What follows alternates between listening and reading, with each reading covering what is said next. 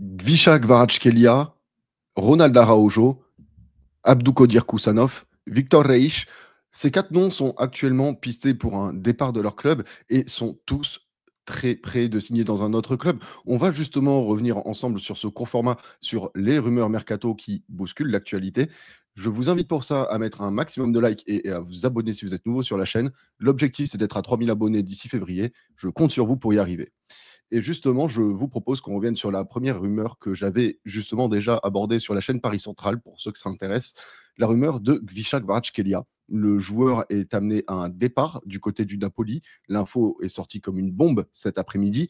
Et justement, les deux pistes les plus crédibles pour que Gvisha Kvaratskhelia, ça reste le Paris Saint-Germain et Manchester United. Quels seraient les intérêts pour les clubs et le joueur? On va y revenir ensemble. Et tout d'abord, Gvisha Kvaratskhelia, il faut rappeler que c'est un joueur georgien qui a explosé en signant du côté du Napoli il y a maintenant 2 ans et demi. Il a eu l'occasion de remporter la Serie A avec Napoli pour la première fois depuis Maradona. Et il a prouvé justement aussi avec la Géorgie, en qualifiant cette équipe pour l'Euro et en ayant fait d'ailleurs un bon Euro, qu'il était justement dans la classe des joueurs qui sont capables de briller en club autant que sur la scène internationale avec leur sélection. Et justement, qu'est-ce que je pense, moi, de Gvisha Kvaratskhelia? C'est un joueur que je trouve en tout cas très élégant, qui peut amener justement quelque chose à ce Paris Saint-Germain. C'était un joueur que je voulais l'été dernier dans le mercato idéal du Paris Saint-Germain pour le mettre en concurrence avec Bradley Barcola et ainsi justement pouvoir tirer le meilleur des deux. Et finalement, peut-être que mon vœu sera exaucé avec 6 mois de retard. Qu'est-ce qui peut potentiellement expliquer le soudain changement d'avis de Napoli sur le sujet? Je me dis que Antonio Conte a peut-être une volonté de vouloir repasser en 3-5-2, son dispositif préférentiel qu'il a déjà adopté du côté de l'Inter Milan ou bien de la Juventus ou même du côté de Chelsea, bon, dans des registres différents, mais toujours avec cette défense à 3. Et la possible arrivée d'un Milan Skriniar permettrait justement à Antonio Conte de repasser à 3 derrière et peut-être que justement la vente d'un Gvisha Kvaratskhelia permettrait aussi de financer un mercato qui correspondrait peut-être plus à la philosophie de jeu de Antonio Conte. Du côté du joueur, quels sont les 2 clubs les plus intéressants? Ça reste Manchester United et le Paris Saint-Germain, les clubs qui sont focus sur lui à l'heure actuelle. Et quel serait l'intérêt, selon moi, en étant le moins clubiste possible? Il faut dire ce qui est, Manchester United est dans un renouveau. Les propriétaires ont changé l'été dernier. Ruben Amorim a remplacé Eric Ten Hag du côté de Manchester et forcément, cela risque d'entraîner beaucoup de mouvements et un changement d'équipe. On sait que Eric Ten Hag était un adepte du 4-2-3-1, là où Ruben Amorim est plus friand du 3-4-3. En tout cas, quand on voit un petit peu le bazar, si on peut le dire ainsi, qui a régné à Manchester depuis le départ de Sir Alex Ferguson, ça se réfléchit. Mais en même temps, c'est Manchester United. Et en même temps, c'est la première ligue. Donc, il y aura un peu tout ce qui l'intéresse. Un championnat avec un top niveau, un salaire qui suit, il a une place dans un grand club, qui plus est, peut-être la possibilité de récupérer le fameux numéro 7 de Manchester, porté par des légendes du club précédemment. Oui, tout ça, ça pose un ensemble de questions, mais le Paris Saint-Germain a-t-il des armes à apporter? Oui, parce que déjà, le Paris Saint-Germain peut sûrement financer de suite le transfert de Gvisha Kvaratskhelia, à l'inverse de Manchester United, qui est réputé pour devoir vendre avant de justement passer à autre chose.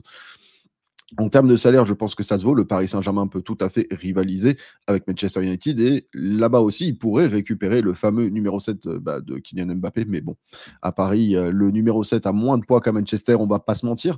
Mais à Paris, il serait aussi bien un leader marketing qu'un leader technique sur le terrain et un joueur d'un calibre que le Paris Saint-Germain n'a plus signé depuis un petit moment. Et si finalement la signature de Gvisha Kvaratskhelia permettait d'apaiser un peu toute la fanbase parisienne qui parle de déclassement du projet depuis le départ de Neymar, Verratti ou encore Mbappé et Messi, finalement, la signature de Gvisha Kvaratskhelia serait pour moi la plus grosse signature sous le mandat de Luis Campos en ce qui me concerne. Je vous propose maintenant qu'on aborde la deuxième rumeur tout aussi chaude, celle de Ronaldo Araujo, qui va peut-être probablement quitter le FC Barcelone pour la Juventus Turin en prêt. Je suis un peu étonné de cette information, dans le sens où pour moi, Ronaldo Araujo a toutes les qualités pour être actuellement titulaire du côté du FC Barcelone avec son retour de blessure et étant donné son style de jeu et les besoins de certains clubs, j'avoue que je l'aurais peut-être plus vu en première ligue. Étant donné que Manchester City, dont on reviendra plus tard, un peu plus tard dans la vidéo, est sur 2 défenseurs centraux actuellement.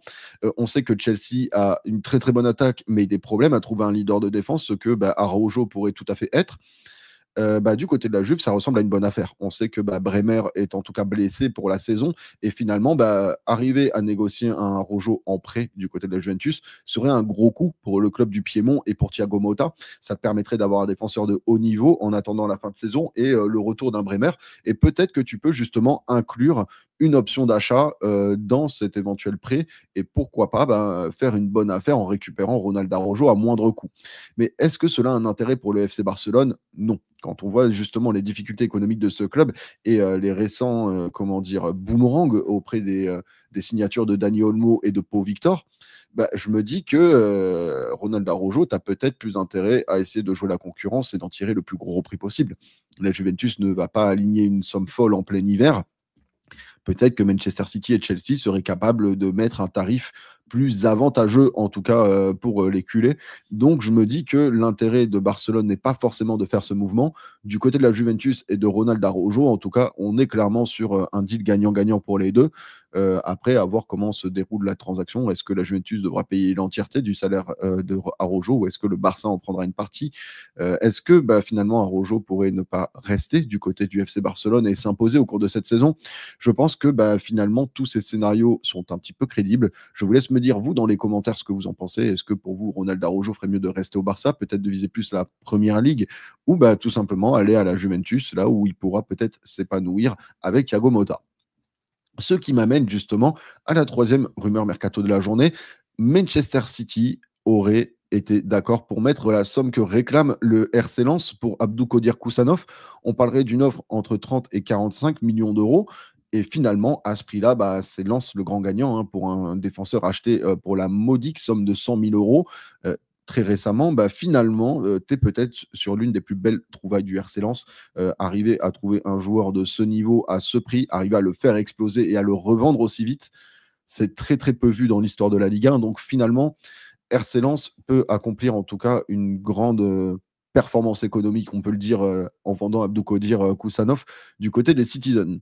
Du côté des Citizens, on sait qu'il y a peut-être des besoins en défense avec des blessures, mais en même temps, quand je fais la liste de tous les défenseurs centraux de City, je peux compter Ruben Dias, je peux compter Josko Gvardiol, je peux compter Nathan Ake, Manuel Akanji, John Stones. La concurrence est féroce. Alors, on sait qu'il y a eu beaucoup de blessures et que Guardiola est plutôt un adepte du turnover, mais quand on et je rajoute même Kyle Walker qui peut jouer dans l'axe de la défense, est-ce que je me dis que justement, c'est pas un petit peu bouché? Là où peut-être dans d'autres clubs, parce qu'on sait que d'autres clubs se sont manifestés pour Koussanov, il y a la rumeur Newcastle, il y a la rumeur Paris Saint-Germain, la rumeur Real Madrid. Et on sait que du côté du Paris Saint-Germain et du Real Madrid, avec les blessures et aussi le manque de compatibilité de certains joueurs avec le standing du club, peut-être que Koussanov a plus à gagner en signant dans un club comme le Real Madrid ou le Paris Saint-Germain, où il pourrait avoir possiblement plus de temps de jeu rapidement. En revanche, arriver à Manchester City, comme je le disais précédemment pour Araujo, c'est l'ouverture au meilleur championnat du monde. Et qui plus est, arriver à Manchester City à 20 ans, je pense qu'il y a pire comme choix de carrière. Donc je peux entendre aussi le fait que Koussanov soit totalement intéressé par ce transfert. En revanche, peut-être que je lui recommanderais d'aller dans un autre club comme le PSG ou le Real Madrid pour obtenir plus de temps de jeu. Et ça, vraiment, sans le moindre clubisme. Après, entre le salaire et le projet de carrière, je pense que Abdoukadir Kosanov va s'y retrouver, s'il signe du côté de Manchester City. Ce qui m'amène justement à la dernière rumeur de cette vidéo, et on va encore rester du côté de Manchester City, et cette fois avec un défenseur brésilien, la personne de Victor Reis, qui avait déjà été pisté par le Real Madrid l'été dernier. Moi, de ce que je vois, il y a une volonté de signer 2 défenseurs plutôt jeunes qui vont rester à long terme du côté de Manchester City, ce qui peut ouvrir la porte à 1 voire 2 départs, en défense centrale du côté de Manchester City l'été prochain. J'avoue que je ne suis pas le plus grand connaisseur de Reich, ni du championnat brésilien, donc je ne vais pas broder pour vous faire plaisir. En revanche, je sais que c'est un joueur qui a été pisté par les plus gros clubs et je pense qu'à un moment, ce n'est pas par hasard. Donc Victor Reich a-t-il les qualités pour s'imposer à Manchester City? C'est une bonne question. Sous quelle forme arrivera-t-il? Quand arrivera-t-il? Parce qu'il est issu du championnat brésilien, donc il peut très bien arriver tout de suite, comme l'été prochain. Tout ça sont des questions que je me pose. En tout cas, nous avons une journée assez riche sur le mercato, avec justement la rumeur Kvaratskhelia, Araujo, Kuzanov et Reish. Est-ce que pour vous, justement, toutes ces rumeurs vont se concrétiser rapidement? Est-ce que vous voyez d'autres clubs récupérer les joueurs en question? Si oui, n'hésitez surtout pas à vous manifester dans les commentaires pour me donner votre avis. N'hésitez d'ailleurs surtout pas à liker la vidéo pour m'aider au référencement et au développement de la chaîne. Et surtout, n'hésitez pas à vous abonner si vous êtes nouveau. Objectif 3000 abonnés d'ici février minimum. Je compte sur vous pour ça. Merci à tous d'avoir participé. C'était un petit puzzle de mots et de pensées. Que le football français repose en paix.